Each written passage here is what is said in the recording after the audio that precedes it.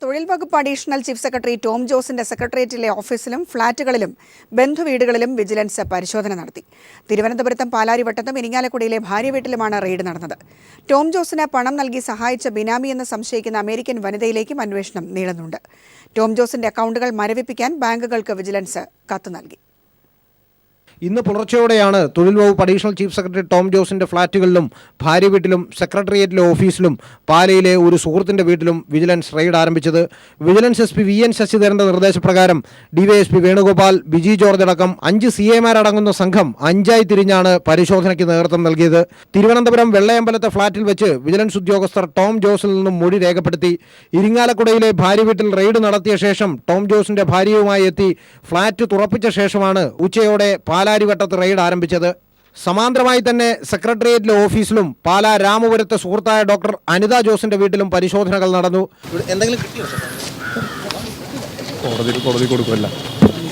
ടോം ജോസ് സിന്ദുർഗ ജില്ലയിൽ 50 ഏക്കർ സ്ഥലം വാങ്ങാനായി എടുത്ത ബാങ്ക് വായ്പ തിരിച്ചടയ്ക്കുന്നതിന് 1,63,00,000 രൂപ നൽകി സഹായിച്ച വ്യക്തിയാണ് പ്രവാസിയായ ഡോക്ടർ അനിത ജോസ്.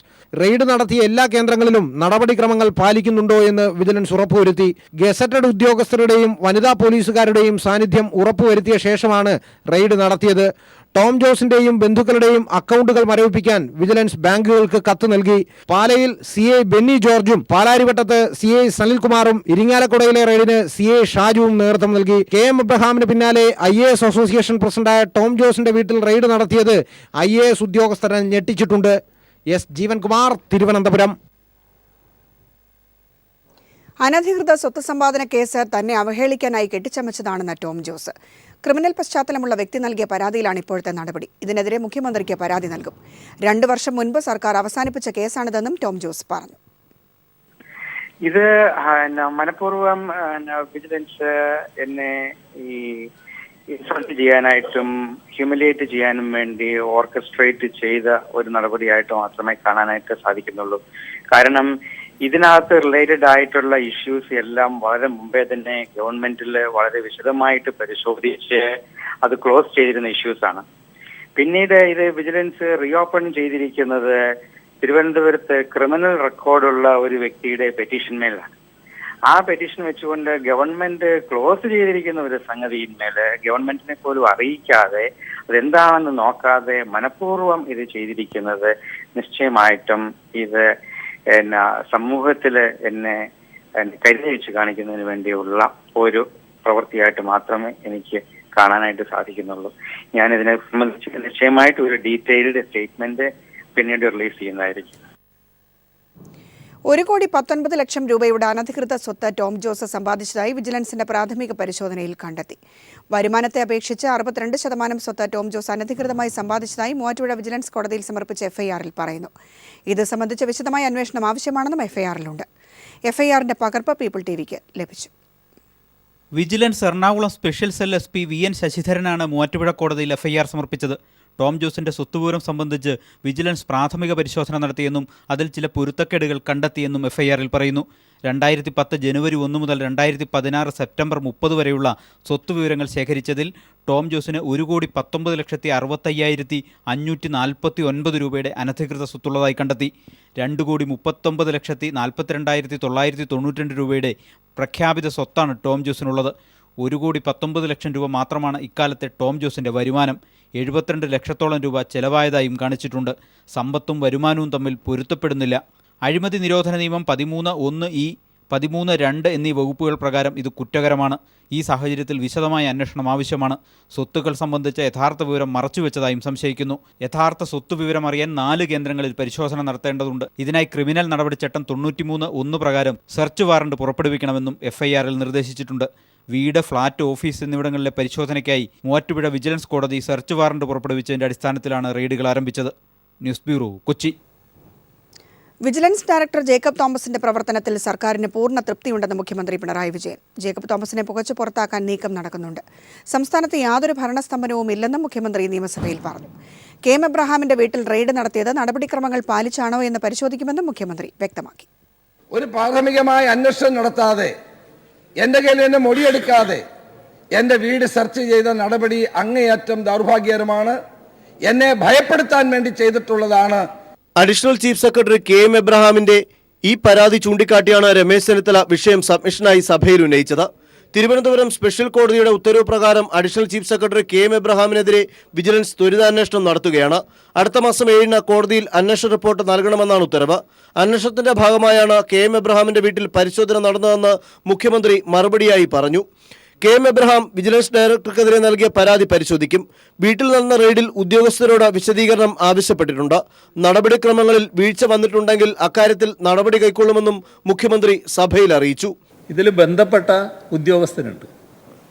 ആ ഉദ്യോഗസ്ഥനിൽ നിന്നും ഇതിനകം തന്നെ വിശദീകരണം ആവശ്യപ്പെട്ടിട്ടുണ്ട്.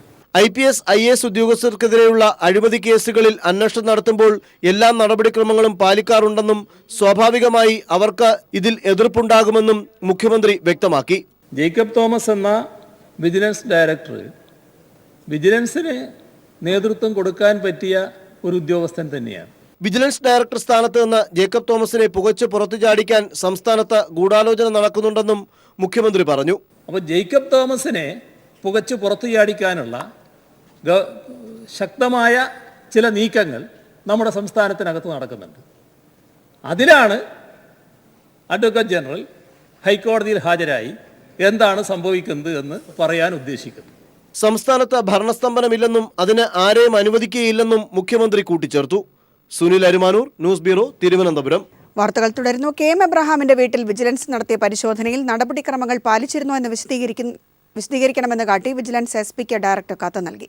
വിജിലൻസ് സ്പെഷ്യൽ SP രാജേന്ദ്രനാണ് വിശദീകരണ കത്ത് നൽകിയിരിക്കുന്നത്. KM എബ്രഹാമിന്റെ വീട്ടിൽ നടത്തിയ പരിശോധനയിൽ മാനദണ്ഡങ്ങൾ പാലിച്ചില്ലെന്ന് കാട്ടി മുഖ്യമന്ത്രിക്ക് കത്ത് നൽകിയ സാഹചര്യത്തിലാണ് SP രാജേന്ദ്രനോട് റെയ്ഡ് ക്രമപ്രകാരമാണോ നടന്നത് എന്ന് വിശദീകരിക്കാൻ ആവശ്യപ്പെട്ടിരിക്കുന്നത്. അനധികൃത സ്വത്ത് സമ്പാദന കേസിൽ മുൻമന്ത്രി KC ജോസഫിനെതിരെ അന്വേഷണം. തലശ്ശേരി വിജിലൻസ് കോടതിയിലാണ് അന്വേഷണത്തിന് ഉത്തരവിട്ടത്. നേരത്തെ വിജിലൻസ് നൽകിയ റിപ്പോർട്ട് തള്ളിയാണ് പുതിയ അന്വേഷണത്തിന് ഉത്തരവിട്ടിരിക്കുന്നത്.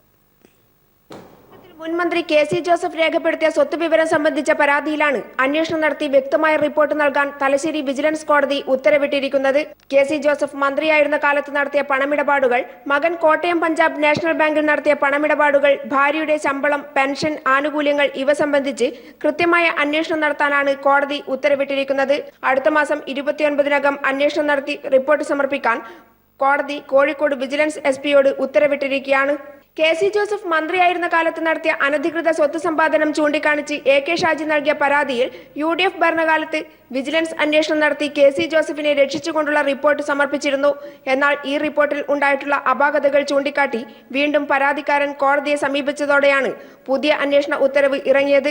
അതേസമയം കഴിഞ്ഞ ഭരണത്തിൽ UDF നടത്തിയ അഴിമതിയുടെ ഒരു ഭാഗമാണ് ഉത്തരവിലൂടെ പുറത്തുവന്നതെന്നും ഗൗരവപൂർവ്വം ഈ ഉത്തരവിനെ കാണേണ്ടതുണ്ടെന്നും കോൺഗ്രസ് നേതാക്കൾ നിലപാട് വ്യക്തമാക്കണമെന്നും CPIM ജില്ലാ സെക്രട്ടറി PJ രാജൻ പറഞ്ഞു. News bureau, Kannur. Solar case വിധിയിൽ നിയമപരമായി മുന്നോട്ടു പോകുമെന്ന് ഉമ്മൻചാണ്ടി. തന്റെ നിരപരാധിത്വം തെളിയിക്കാൻ മതിയായ തെളിവുകൾ തന്റെ പക്കലുണ്ട്. തനിക്കെതിരെ പരാതിയിലോ മൊഴിയിലോ പരാമർശമുണ്ടായിട്ടില്ലെന്നും ഉമ്മൻചാണ്ടി പറഞ്ഞു. ഞാൻ ഒരു വിധത്തിലും ഇതുമായി ഒരു ബന്ധവുമില്ല. അത് ഈ പരാതി തന്നവർക്കറിയാം എന്നുകൂടെയുള്ള ബോധ്യം കൊണ്ടാണ് ഈ കാര്യത്തിൽ ഞാൻ വേണ്ടത്ര ഗൗരവത്തോടു കൂടി എടുത്തില്ലെങ്കിൽ എടുക്കാതിരുന്നതിൻ്റെ ഒരു കാരണം. ഏതായിരുന്നാലും ഇത് നിയമപരമായിട്ട് ഈ കാര്യങ്ങൾ മുമ്പോട്ട് കൊണ്ടുപോകും. എൻ്റെ നിരപരാധിത്വം തെളിയിക്കുന്നതിന് ഒരു ബുദ്ധിമുട്ടും ഉണ്ടാവില്ല. കാരണം എല്ലാം രേഖകളിലുള്ളതാണ്. കല്യാശ്ശേരിയിൽ കോൺഗ്രസ് നിർമ്മിച്ചു കൊടുക്കുന്ന കെട്ടിടം ഉദ്ഘാടനം ചെയ്യാനെത്തിയ VM സുധീരനെ പ്രാദേശിക നേതൃത്വം ബഹിഷ്കരിച്ചു. സ്വത്ത് സംബന്ധിച്ച പരാതി പറയാനെത്തിയവരെ VM സുധീരൻ ആദർശം മറന്ന് ചീത്ത വിളിച്ചു. കല്യാശ്ശേരിയിൽ നീത നമ്പ്യാർക്ക് പുതിയ കെട്ടിടം കോൺഗ്രസ് നിർമ്മിച്ചു കൊടുത്തുവെന്ന് കൊട്ടിഘോഷിച്ചാണ് KPCC പ്രസിഡന്റ് VM സുധീരൻ അടക്കം ഉദ്ഘാടനത്തിനെത്തിയത്. അതേസമയം DCCയും KPCCയും കെട്ടിടത്തിന്റെ പേരിൽ പിരിച്ച പണമിടപാടിൽ ദുരൂഹതയുണ്ടെന്ന് ആരോപിച്ച് കോൺഗ്രസ് മണ്ഡലം പ്രസിഡന്റ് മോഹനടക്കം രാജിവെച്ച് സുധീരന്റെ പരിപാടി ബഹിഷ്കരിച്ചു. ഉദ്ഘാടന സമയത്ത് കെട്ടിടം പണിതത് തനിക്ക് വിറ്റ ഭൂമിയിലാണെന്നും തന്നെ ചതിച്ചാണ് കോൺഗ്രസ് നാടകം നടത്തിയതെന്നും ആരോപിച്ച് കോടതി ഉത്തരവുമായി എത്തിയ ചിറ്റാരിപ്പറമ്പ് സ്വദേശി ജയകൃഷ്ണൻ പൊട്ടിക്കരയുകയായിരുന്നു. ഞാൻ വാടകയ്ക്ക് താമസിക്കുന്നവനാ, എനിക്ക് ജീവിക്കണ്ട. കാര്യങ്ങൾ അറിയാണ്ട് ഇവരെ ഒന്നും അറിയാണ്ട ഇവർ വരുന്നുണ്ട്. ഇവരെ കുടുംബത്തെ പറ്റി ഇവരെന്തെങ്കിലും മനസ്സിലാക്കിയ എത്ര കേസിൽ പ്രതികളെ ഇവർ എല്ലാത്തിൻ്റെയും കണക്ക് എൻ്റെ അടുത്തുണ്ട്. VM സുധീരൻ അയാളെ കാണാനോ മാധ്യമപ്രവർത്തകരുടെ ചോദ്യത്തിന് മറുപടി പറയാനോ തയ്യാറായില്ല. ഇത് സംബന്ധിച്ച് പരാതി പറയാൻ വന്ന പ്രാദേശിക കോൺഗ്രസ് പ്രവർത്തകനെ കേട്ടാലറയ്ക്കുന്ന ഭാഷയിലാണ് ആദർശ ധീരൻ തെറി വിളിച്ചത്.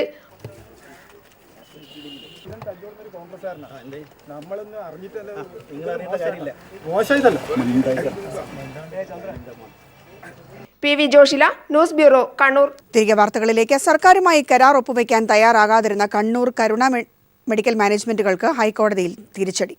ഹൈക്കോടതിയുടെയും മേൽനോട്ട സമിതിയുടെയും നിർദ്ദേശങ്ങൾ ലംഘിച്ചതിന് 2 കോളേജുകൾക്കും ഹൈക്കോടതി 1 ലക്ഷം രൂപ വീതം പിഴ ചുമത്തി. 2 കോളേജുകളും മുഴുവൻ പ്രവേശന വിവരങ്ങളും ഈ മാസം 31-നകം ജെയിംസ് കമ്മിറ്റി മുൻപാകെ ഹാജരാക്കണം. കരുണയിൽ അയോഗ്യരെന്ന് കണ്ടെത്തിയ 30 വിദ്യാർത്ഥികൾക്ക് പകരമായി ജെയിംസ് കമ്മിറ്റി നിർദ്ദേശിച്ചവരുടെ പട്ടിക കോടതി അംഗീകരിക്കുകയും ചെയ്തു. മെഡിക്കൽ പ്രവേശന പട്ടിക റദ്ദാക്കിയ ജെയിംസ് കമ്മിറ്റിയുടെ നടപടിക്കെതിരെ കണ്ണൂർ കരുണ മാനേജ്മെന്റുകൾ സമർപ്പിച്ച ഹർജിയിലാണ് ഹൈക്കോടതി ഉത്തരവ്. പ്രവേശനം സംബന്ധിച്ച് ജെയിംസ് കമ്മിറ്റിയും കോടതിയും നൽകിയ നിർദ്ദേശങ്ങൾ 2 കോളേജുകളും ലംഘിച്ചതായി ഹൈക്കോടതി കണ്ടെത്തി. ഇതിന് 2 കോളേജുകൾക്കും ഹൈക്കോടതി പിഴ ചുമത്തി. ഓരോ 1 ലക്ഷം രൂപ വീതം കണ്ണൂർ കരുണ മെഡിക്കൽ കോളേജുകൾ പിഴയൊടുക്കണം. ഈ തുക ഹൈക്കോടതിയിലെ ലീഗൽ സർവീസ് അതോറിറ്റിക്ക് നൽകണമെന്നും കോടതി ഉത്തരവിലുണ്ട്. 2 കോളേജുകളും മുഴുവൻ പ്രവേശന വിവരങ്ങളും ഈ മാസം 31-ന് മുൻപ് ജെയിംസ് കമ്മിറ്റി മുമ്പാകെ ഹാജരാക്കണം. പ്രവേശനം സംബന്ധിച്ച പരാതികൾ ജെയിംസ് കമ്മിറ്റി പരിശോധിക്കണമെന്നും കോടതി നിർദ്ദേശിച്ചു. യോഗ്യരെന്ന് കണ്ടെത്തിയവരുടെ വിവരങ്ങൾ ഇന്ത്യൻ മെഡിക്കൽ കൗൺസിലിനും ആരോഗ്യ സർവകലാശാലയ്ക്കും കൈമാറണം. കരുണ മാനേജ്മെന്റ് പ്രവേശനം നൽകിയ 30 വിദ്യാർത്ഥികൾ അയോഗ്യരെന്ന് ജെയിംസ് കമ്മിറ്റി കണ്ടെത്തിയിരുന്നു. പ്രവേശന പരീക്ഷാ മേൽനോട്ട സമിതി പകരം നിർദ്ദേശിച്ച 30 കുട്ടികളുടെ പട്ടികയ്ക്ക് ഹൈക്കോടതി അംഗീകാരം നൽകുകയും ചെയ്തു. നീറ്റ് മാനദണ്ഡമാക്കി വേണം പ്രവേശനം നൽകാനെന്നും വിദ്യാർത്ഥികളുടെ ഫീസ് 3 മാസത്തിനകം ജെയിംസ് കമ്മിറ്റി നിർദ്ദേശിക്കണമെന്നും ഹൈക്കോടതി ഉത്തരവിലുണ്ട്. സർക്കാരുമായി കരാർ ഒപ്പുവെക്കാൻ തയ്യാറാകാതിരുന്ന കണ്ണൂർ കരുണ മാനേജ്മെന്റുകൾക്ക് ഹൈക്കോടതി ഉത്തരവ് ഇപ്പോൾ തിരിച്ചടിയായി. News bureau, Kochi. JNU വിദ്യാർത്ഥി നജീബിന്റെ തിരോധാനത്തിൽ പ്രതിഷേധം വ്യാപകമാകുന്നു. പോലീസിന്റെ നിസ്സംഗതയ്ക്കെതിരെ JNU വിദ്യാർത്ഥികൾ ദില്ലി പോലീസ് ആസ്ഥാനത്തേക്ക് മാർച്ച് നടത്തി.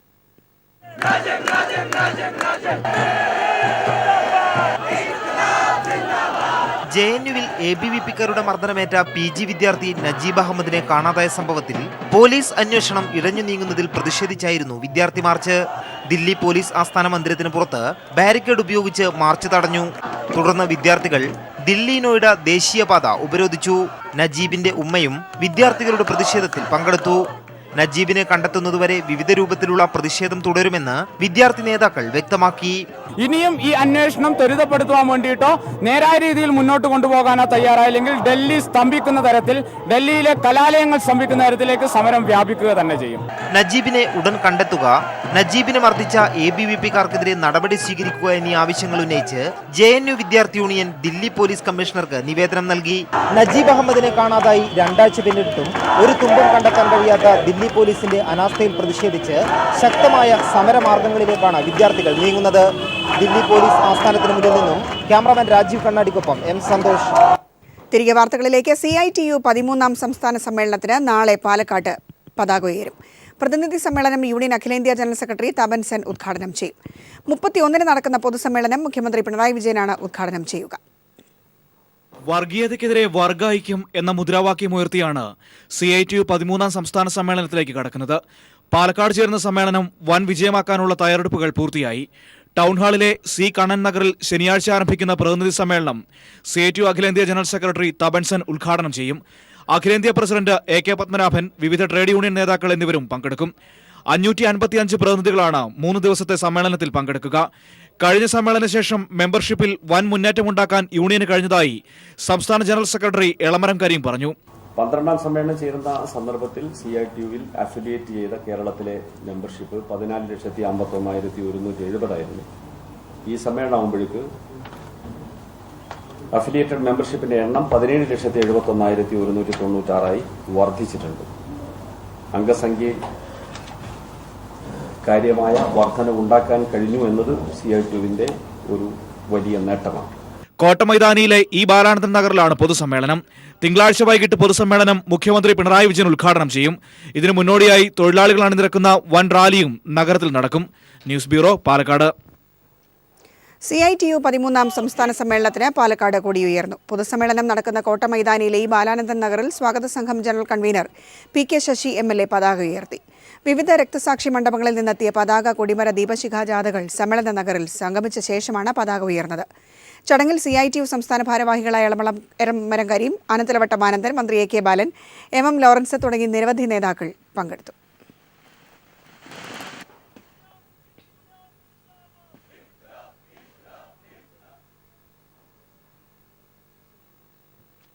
ജഡ്ജി നിയമനത്തിൽ കേന്ദ്ര സർക്കാരിനെതിരെ കടുത്ത വിമർശനവുമായി സുപ്രീം കോടതി.